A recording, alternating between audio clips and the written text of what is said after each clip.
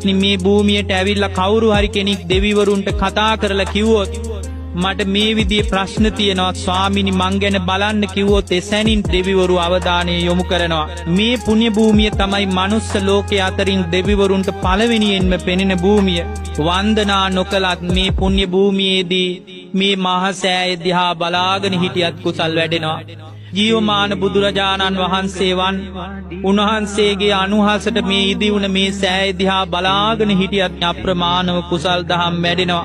මේ ලංකාවේ ජීවය තමයි මේ මහා සෑරඳුන් වහන්සේ. මේ පාදම ළඟ දන ගහලා Tamanගේ නළල ස්පර්ශ කරලා අදිෂ්ඨාන ලබාගෙන ආශිර්වාදේ ලබාගෙන යන්න ඒ භාග්‍යවතුන් වහන්සේට වන්දනා කළා වගේ අප්‍රමාණව කුසල් දහම් පුරාගන්න මේ පින්නතුන්ට අවකාශය ලැබෙනවා. පින්නතුනි අතීත කතාවල තියෙනවා පුරාවෘතවල තියෙනවා මේ සෑයටම උඩින් තමයි සිළුමිණි සෑය දිව්‍ය තලයේදී වෙලා තියෙන්නේ. ඒ සිළුමිණි සෑයට උඩින් බ්‍රහ්ම තලයේදී උණු සළුමිණි සෑය තියෙනවා.